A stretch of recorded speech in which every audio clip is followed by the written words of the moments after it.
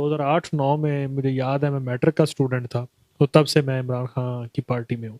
तो इस हद तक मतलब इमरान खान चाहे पाकिस्तान गए किसी कोने में भी बैठा हो, तो उसके हमें कोई परवाह नहीं है, हम पाकिस्तान तरीके इंसाफ के साथ हैं।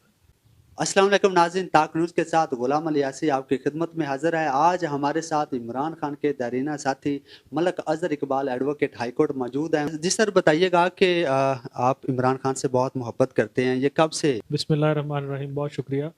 इमरान खान के साथ मैं बहुत पुराना काम कर रहा हूँ जी।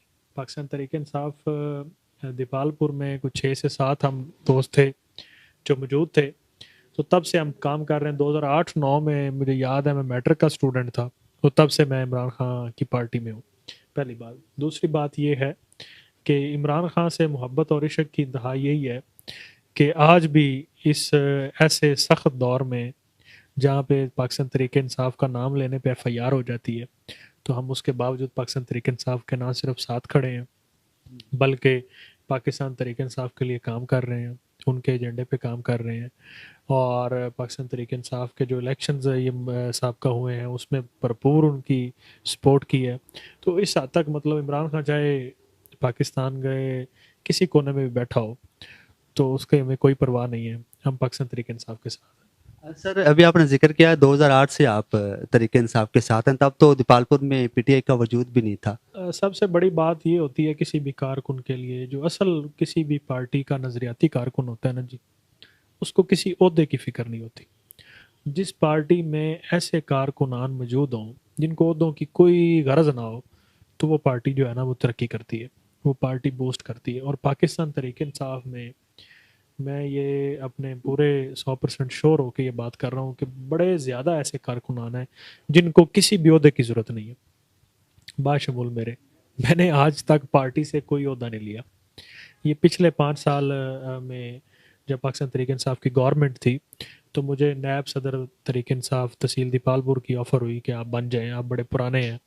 तो मैंने कहा नहीं, मैं चूँकि लाहौर में प्रैक्टिस करता हूँ और मैं वीकेंड्स पे आता हूँ, तो मैं ये टाइम जो है आवाम को अगर ना दूँ तो इंतहाई गैर मुनासिब बात है। तो इस तरह मेरी पार्टी का भी नुकसान है, मेरी आवाम का भी नुकसान है, तो लिहाजा मैं ओहदा इस तरह का नहीं लूँगा। या तो मैं फुल टाइम इधर बैठा रहूँ दीपालपुर में और मैं लोगों के साथ कीप इन टच रहूँ, तो फिर उस ओहदे का भी फ़ायदा है।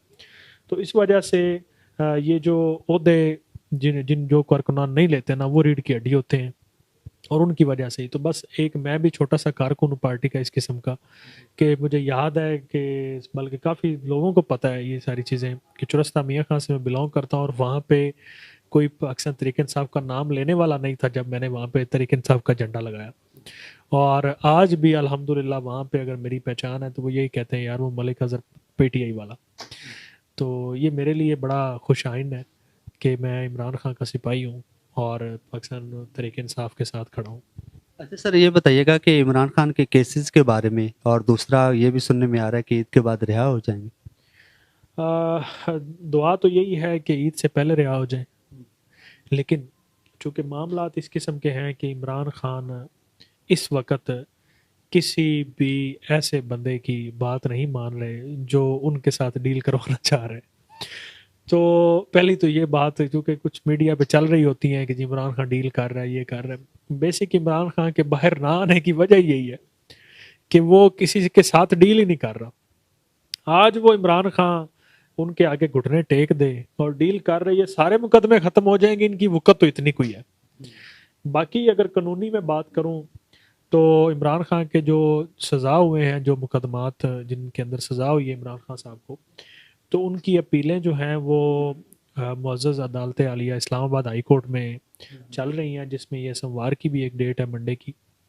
तो वो इंशाल्लाह बड़ी कवी उम्मीद है कि इस्लामाबाद हाई कोर्ट जो है उस पर फैसले करेगी और उन तीनों मुकदमात में इंशाल्लाह इमरान खान बरी हो जाएंगे।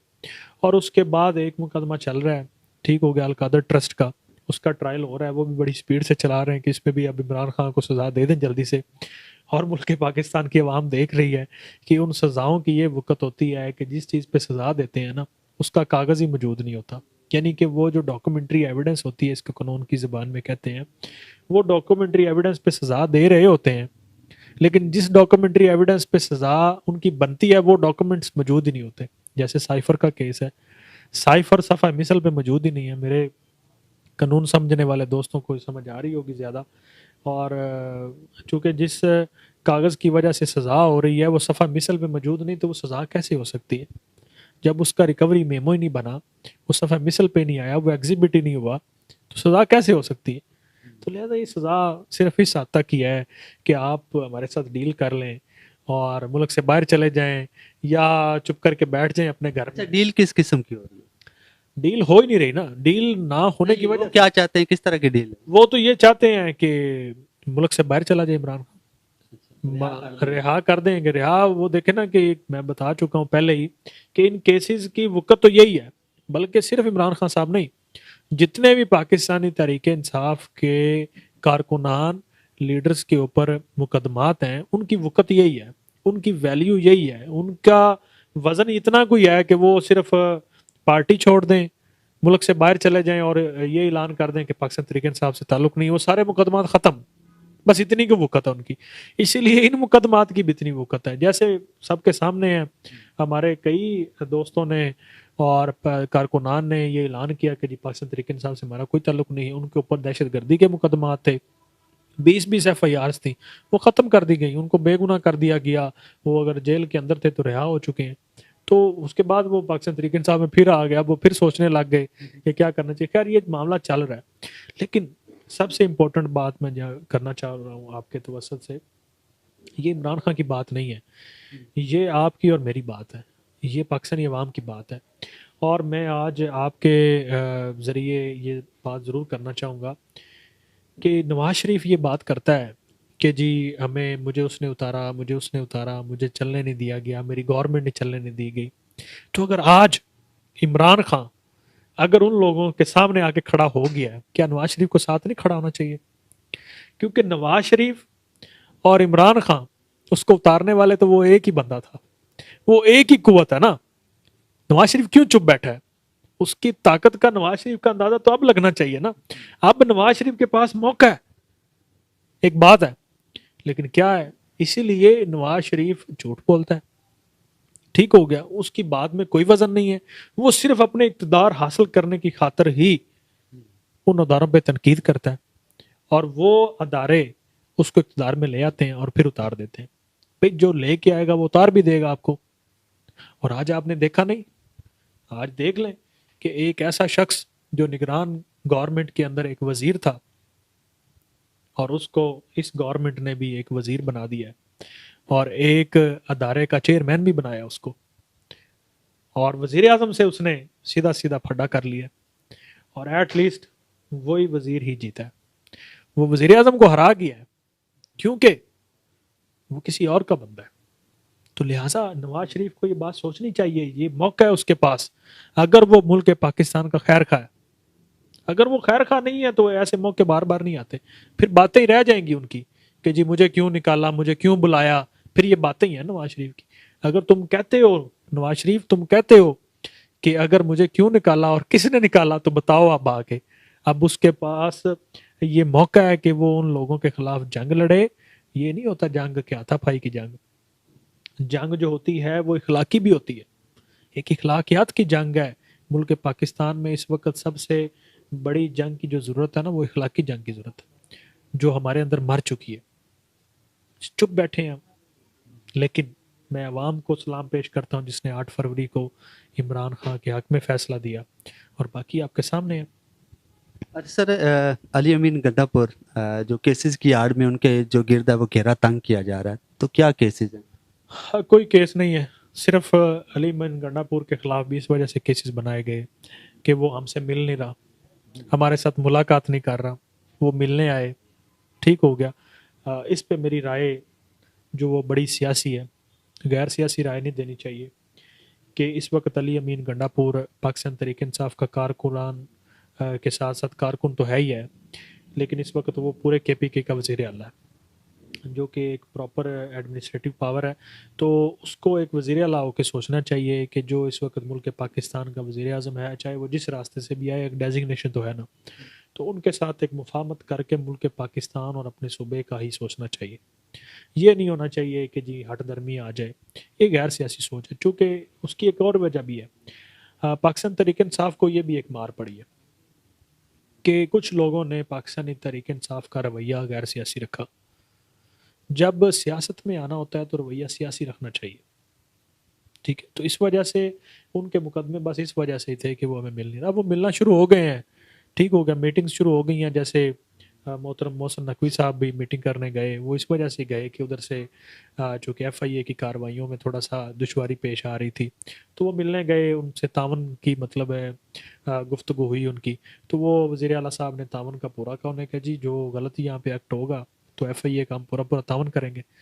تو وہ بیسیکلی ان کی میٹنگ سازگار رہی. تو وہ مقدمے بس اس حد تک ہی تھے, بس وہ اب ختم ہو جائیں گے. چونکہ میں پہلے عرض کر چکا ہوں پاکستان تحریک انصاف کے مقدمے جو ہیں ان کے خلاف وہ صرف اس حد تک ہی ہیں کہ آپ ہماری بات مان لیں. اچھا, پی ٹی آئی اسلام آباد میں جلسے کی جو ہے وہ اجازت مانگ رہی ہے, اگر اجازت ملتی ہے تو کس طرح کا جلسہ متوقع کر رہے ہیں؟ پہلی تو یہ میری گزارش تھی کہ چونکہ کچھ ہماری ڈسکشن اندر چلتی رہتی ہیں, تو میری اس میں رائے یہ تھی کہ عید کے بعد جلسہ ہونا چاہیے. چونکہ وہ 4 یا 6 اپریل کی بات کر رہے ہیں, چونکہ پہلے 30 اپریل کی اجازت مانگی گئی تھی, وہ پھر آگے 4 اور 6 پہ جا رہا ہے. تو اس میں جو کہ پارٹی کے اندر چل رہی ہے ڈسکشن, ہو سکتا ہے یہ عید کے بعد چلا جائے. تو میری بھی پارٹی سے یہی گزارش ہے, ہم نے بھی چونکہ اپنے فورم کے ذریعے یہ بھجوایا ہوا ہے کہ وہ جلسہ عید کے بعد ہونا چاہیے. اس کی وجہ یہ ہے کہ ابھی 6 کو تو لوگ گھروں کو آنا شروع ہو جائیں گے نا, عید کی چھٹیاں ہوں گی, گھروں کو آنا شروع ہو جائیں گے. ٹھیک ہے, تو وہ پھر عید بھی لوگوں نے منانی ہوتی ہے. اگر اس طرح کے معاملات میں کوئی مس ہیپ ہو جائے, یا چونکہ دیکھیں نا پہلے ہی حالات بڑے خراب ہیں, آپ کے پاکستان تحریک انصاف کے خلاف ساری قوتیں اکٹھی ہوئی کھڑی ہیں, اتنی جماعتیں, کوئی بھی اگر پرابلم کریٹ کر دیں وہ لوگ خود ہی آ کے, تو مسئلہ پاکستان تحریک انصاف کے لیے پیدا ہو جائے گا.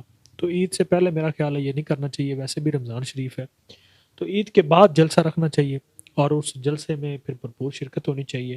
اور وہ جلسہ ایک ہی بات پہ ہو رہا ہے نا کہ رول آف لا پاکستان کی امپلیمنٹیشن کے لیے جلسہ کیا جا رہا ہے. تو وہ میرا خیال ہے عید کے بعد زیادہ سازگار ہوگا.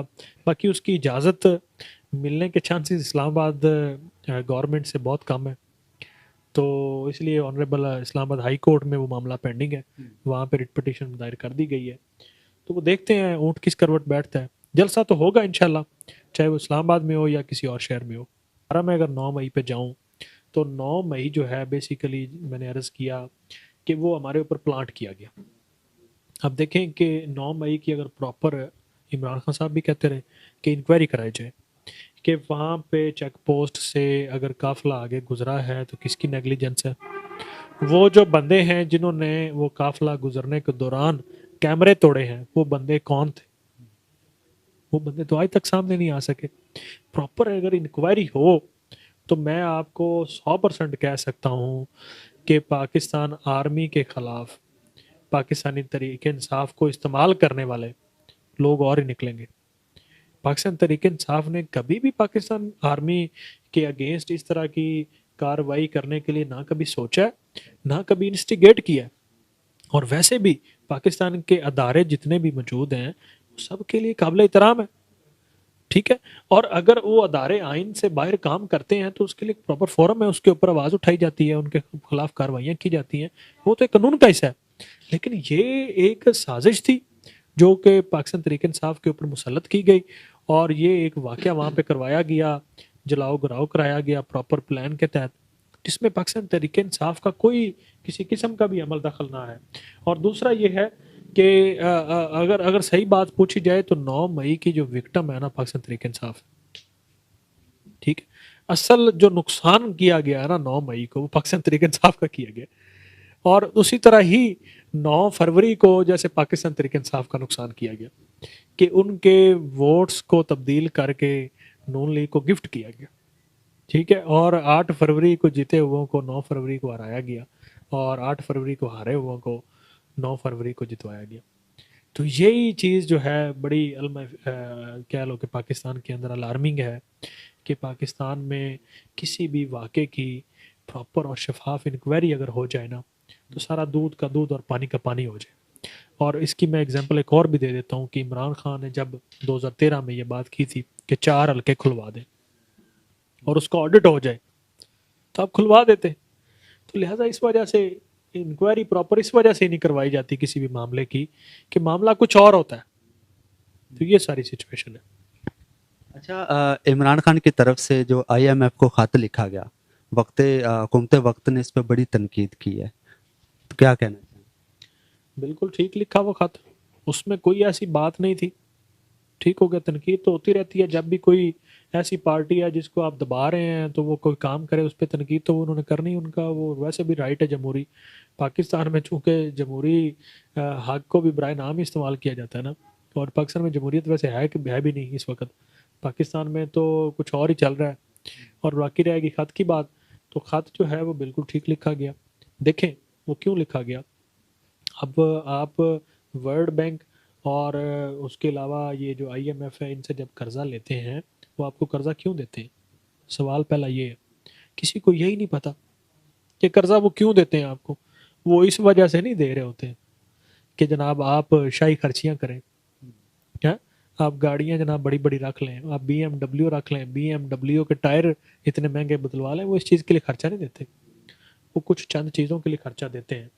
ٹھیک ہے، وہ پہلی چیز میں بتا دیتا ہوں، وہ آپ کی معیشت اکانومی کی سٹیبلٹی کے لیے دیتے ہیں اور آپ کے سیاسی استحکام کے لیے دیتے ہیں. خیر، جب اکانومی سٹیبل رہے گی تو سیاسی بھی استحکام رہے گا.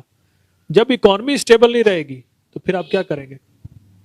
آپ تو فارغ ہو جائیں گے نا، آپ کا ملک فارغ ہونے کے چانسز ہیں.